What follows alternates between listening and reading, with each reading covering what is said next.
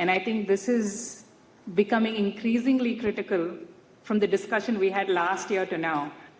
If you look at the whole investment in AI as a sector, we have really progressed from model development to really driving intelligence. And the telecom industry, especially in India, with the extensive amount of data that's in space, along with some of the ability to drive usage and consumption, the role of driving intelligence, not just in the hands of people within India, but to your earlier comment on the DSS scale portion, to drive intelligence worldwide becomes extremely huge. So my perspective, I think the few things we should be thinking about this year is how do telcos play the role of anchors for demand?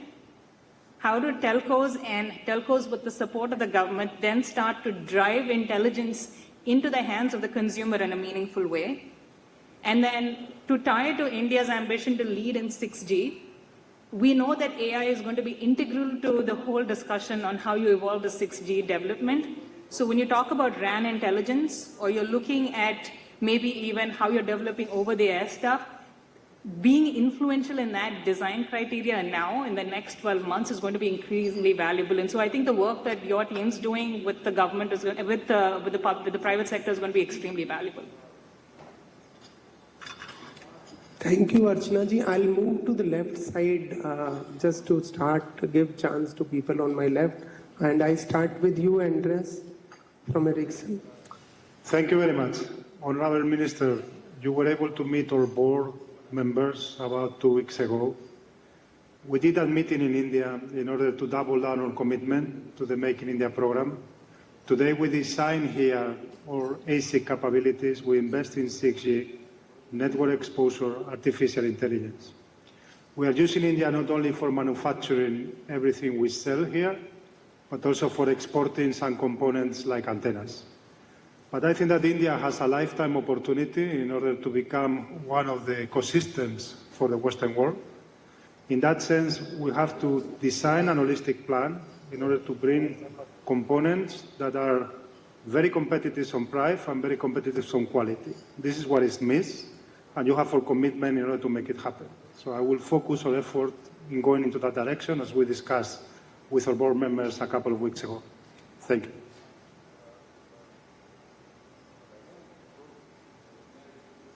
Can we move on to Samsung?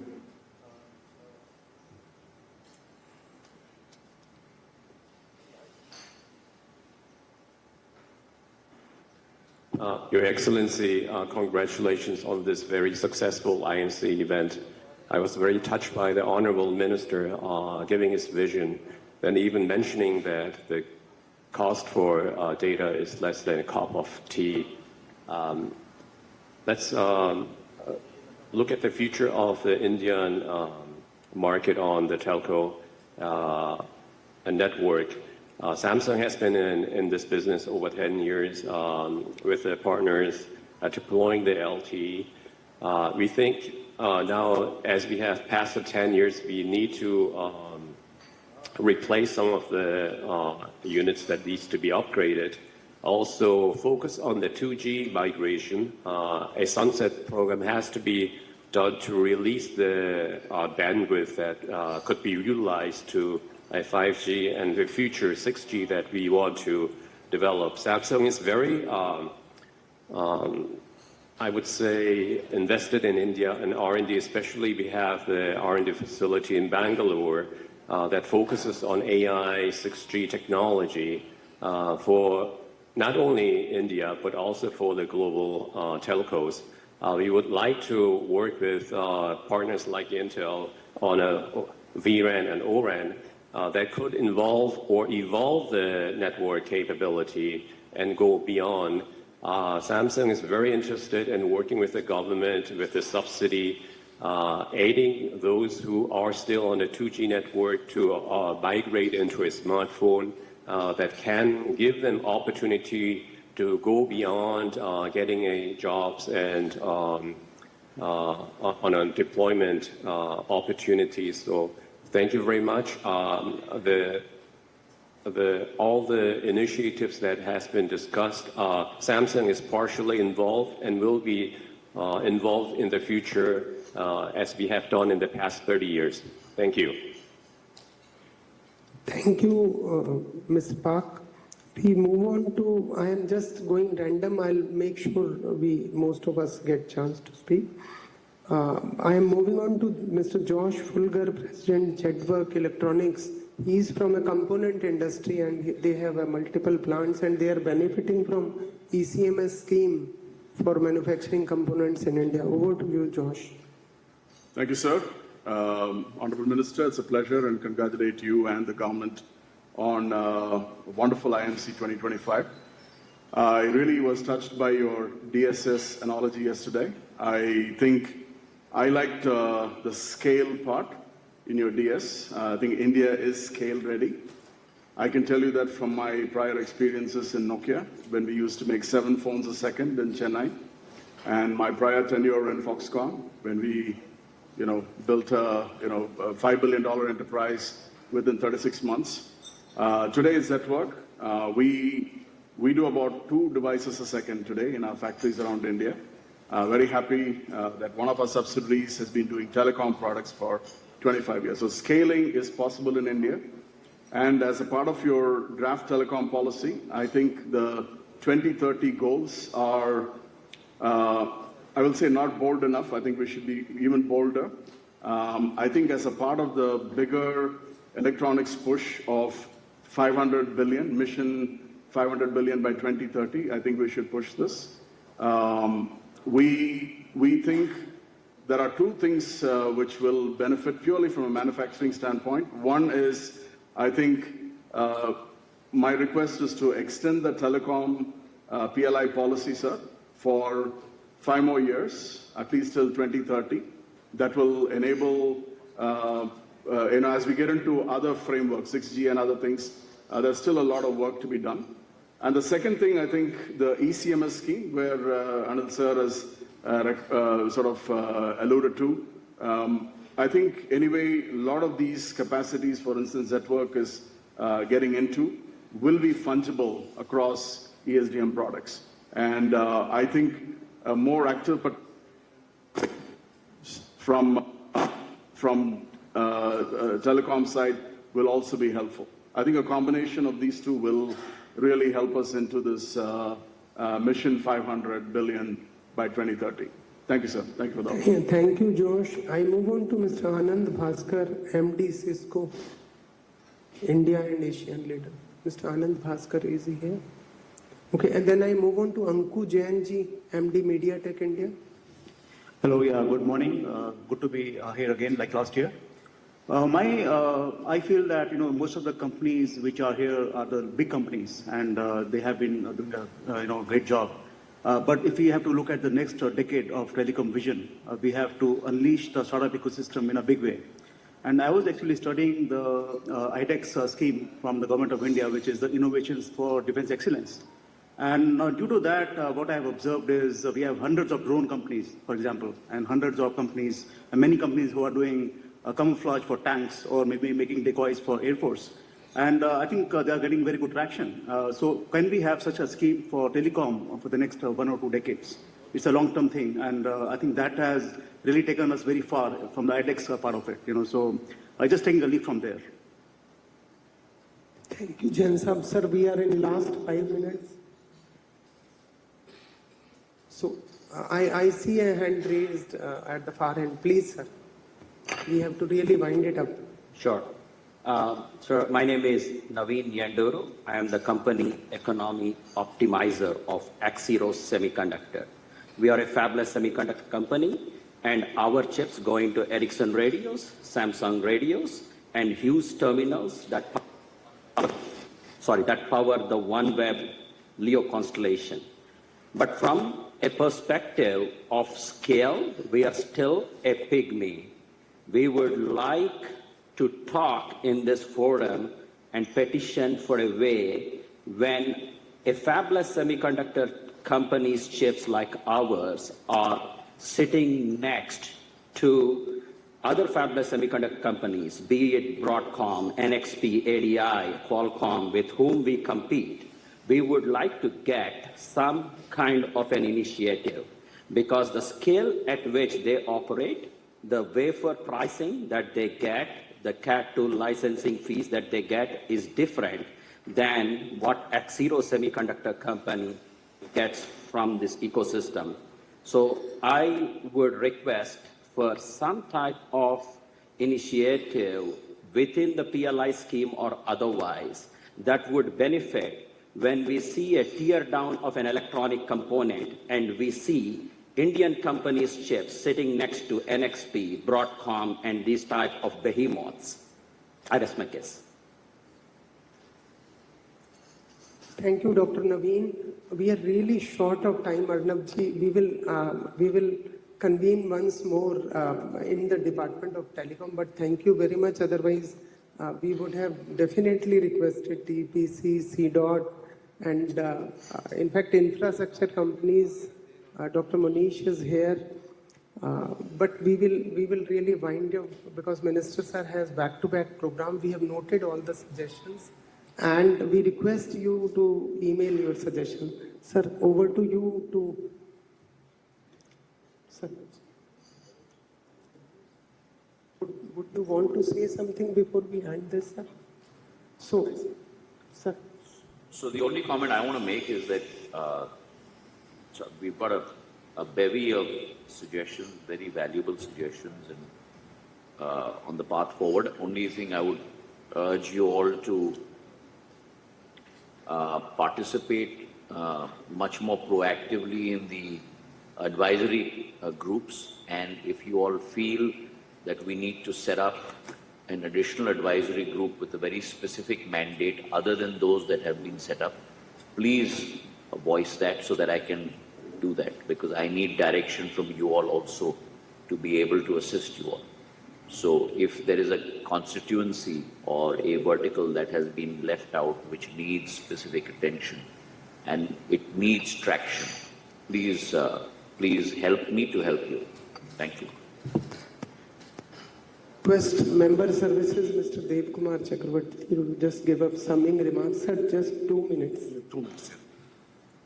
Honorable Minister for Communication, Sri Jyotiraditya Scindia sir, respected Chief Executive Officers of the different industries and the dignified guests. Today is basically the second day of the IMC 2025, and this particular roundtable discussion was conducted for charting the India's telecom vision.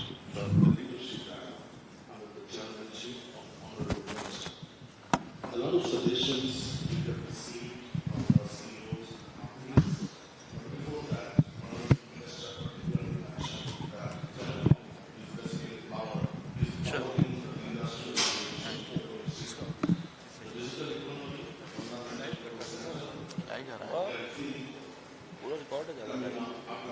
वहाँ कौन देख रहा होगा? मैंने group में डाला था Delhi group में, कितने वगैरह सब देखेंगे, पार्क बैठा पार्क देखेंगे।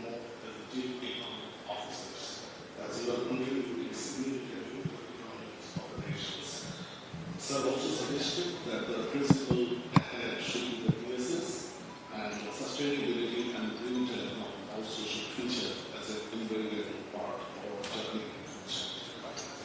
Many of the suggestions that we have got from the CEOs, they are noted down, and it may not be possible to sum up all those in this short time. But one of the very important things is that everybody talked about the EU-US average and the amended parliament. Honorable Minister desired that the amended parliament should be fully exploited because it's a flagship program of the country, reaching up to all villages in a phased manner.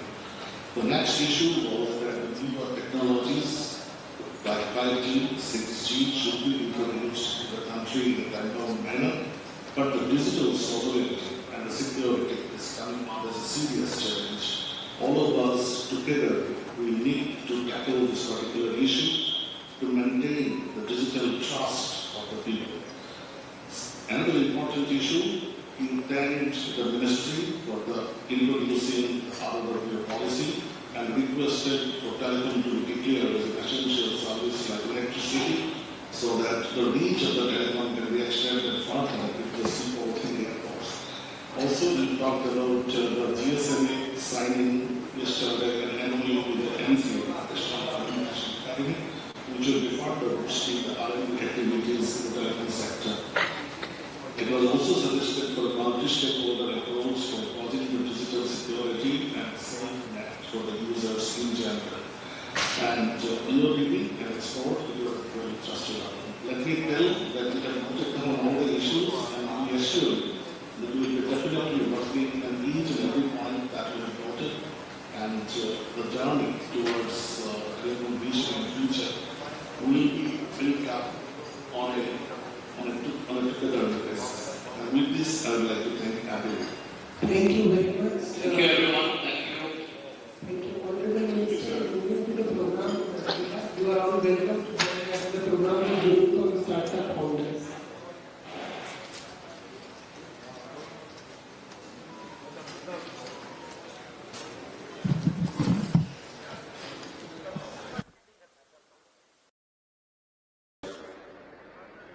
The launch pad of India emerging not only as a center for high penetration for our citizens within the country, but really a launch pad for products, services,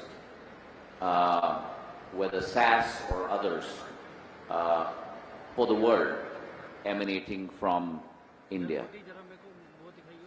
As I mentioned during my address yesterday, India is no longer a domestic market alone.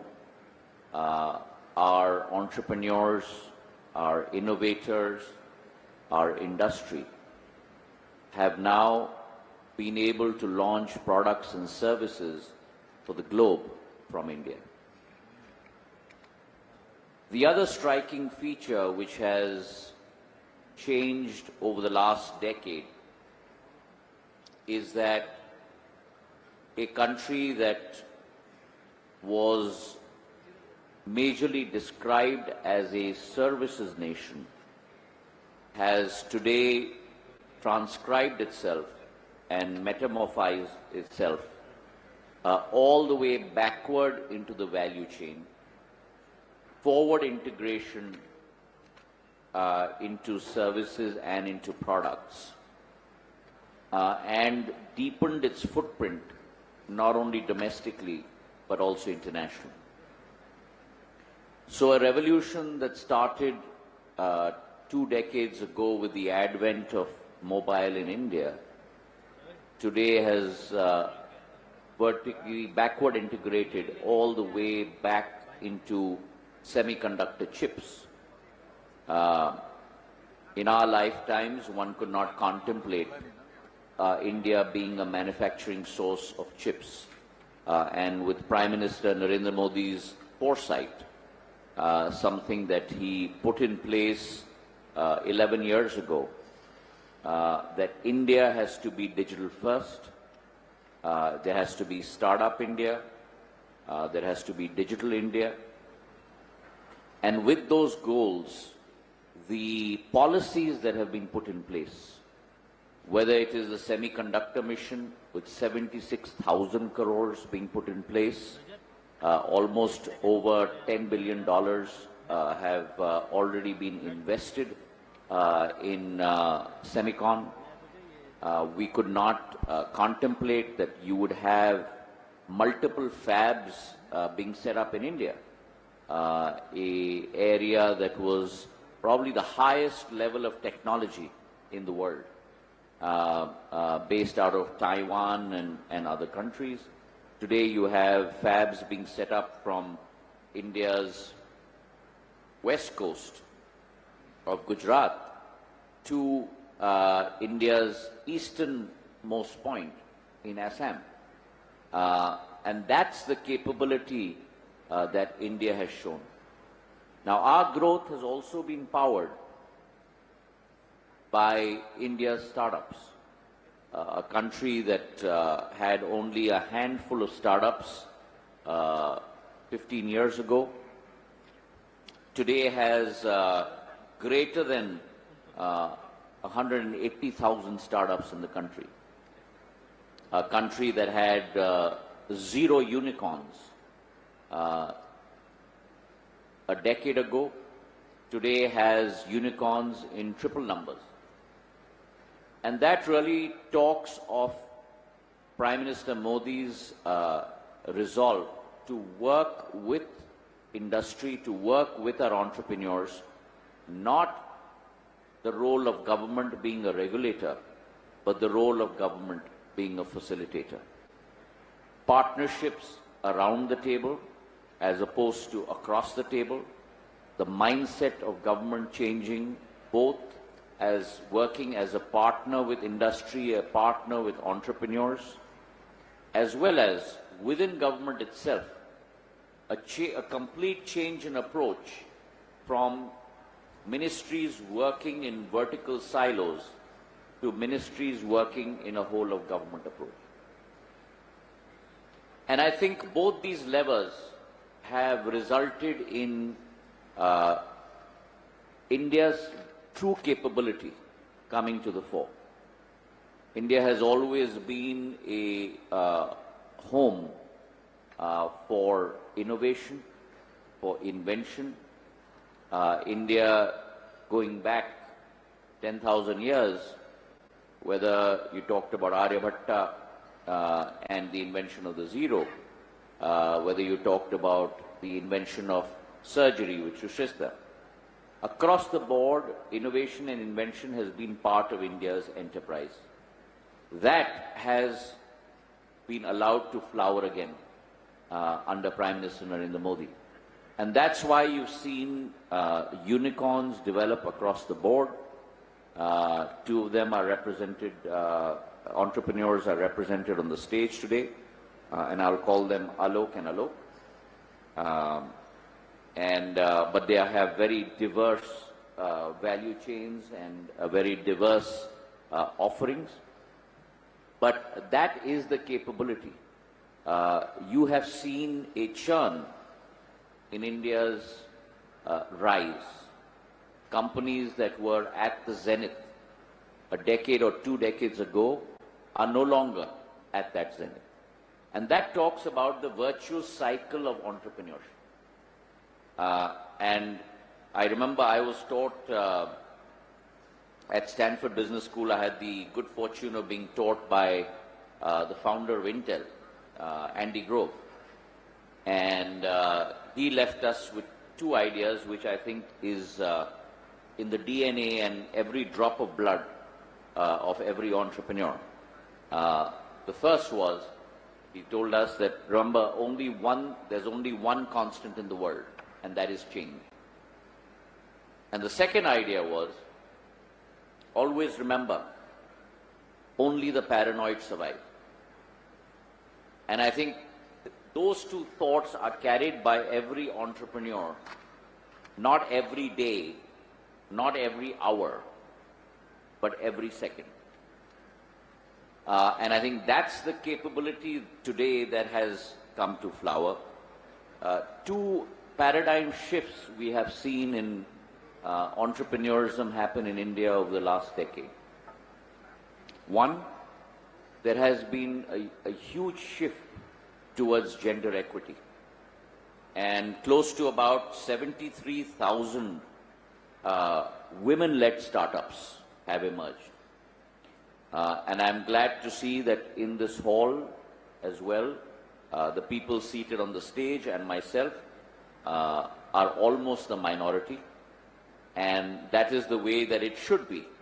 Because if we want to move towards from our Amrit Kal to our Shatabdi Kal, these next 22 years are not going to be incremental for India. They are going to be monumental for India.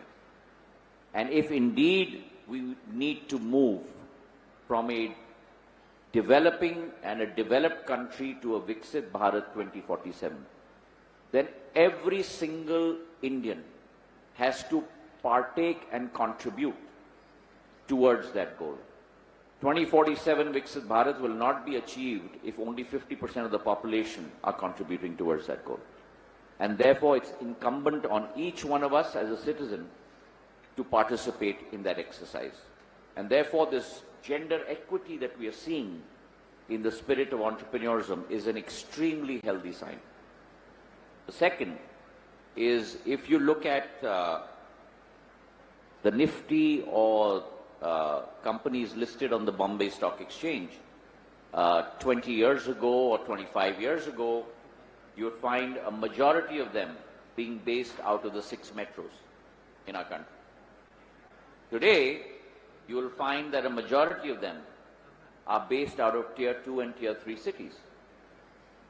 And that talks about the entrepreneurial capability in India coming from every single small city and every town.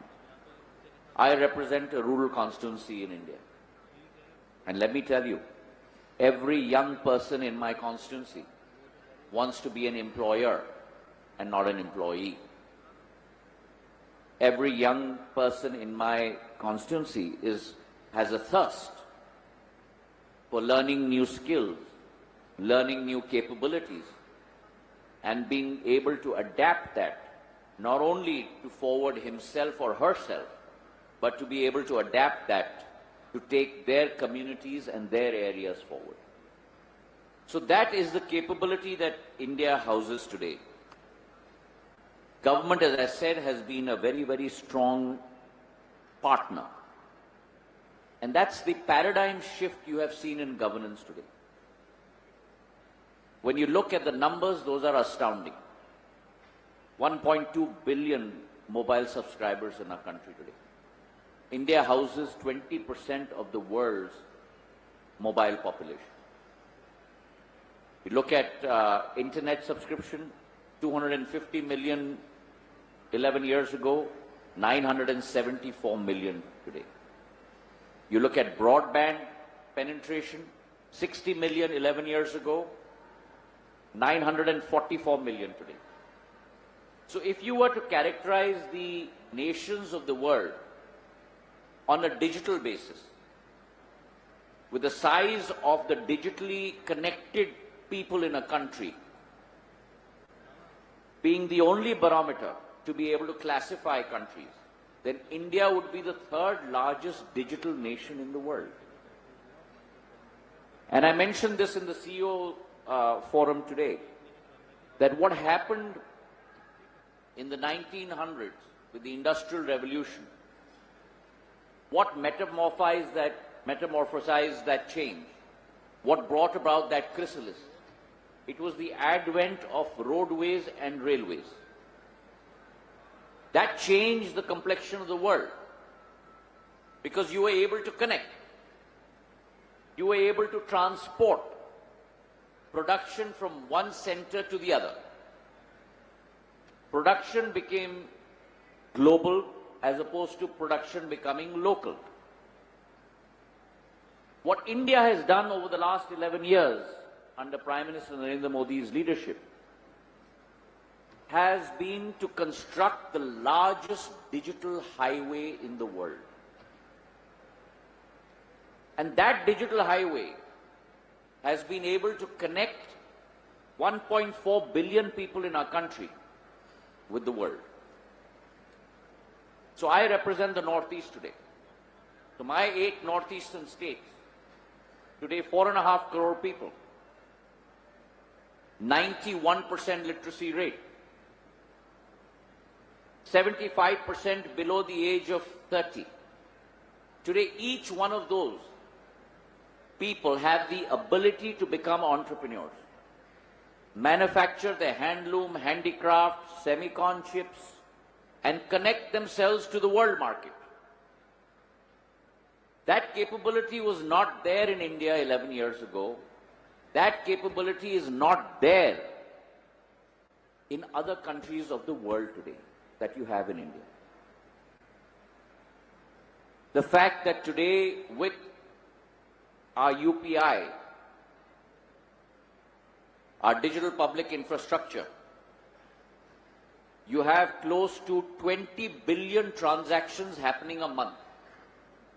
260 billion transactions in a year. Close to $3 trillion being transacted over UPI. 46% of the world's digital transactions happening in India. That is a true sense of empowerment, and from that empowerment comes the capability of entrepreneurship to flower. So I really believe that policy and government have to provide the runway. Having been civil aviation minister in my past life, I can only give you that metaphor. And I believe that the policy and government have to provide the runway. Entrepreneurs like ANA, Alok and Alok, provide the flight. And what they do by providing flight is that they give wings to resilience, creativity, and the indomitable spirit of entrepreneurship of everyone sitting in this room. So, ladies and gentlemen, as Prime Minister says, yahi samay hai, sahi samay. This is your time, and let me tell you, I'm not going to tell you my age, but as a comparatively older person, I'm extremely jealous. I wish I was in your shoes. I wish I was in ANA's shoes. And that opportunity and that capability to be able to flower, to be able to grow, to be able to set up an enterprise in India that truly will be vocal for local, but at the same time, local to global, that will be Anusandhan driven, research driven, but will be Atmanirbhar, will be self-reliant, and at the same time will show the world that design in India, solve in India, but scale for the world. My best wishes to this forum. Thank you very much for having me.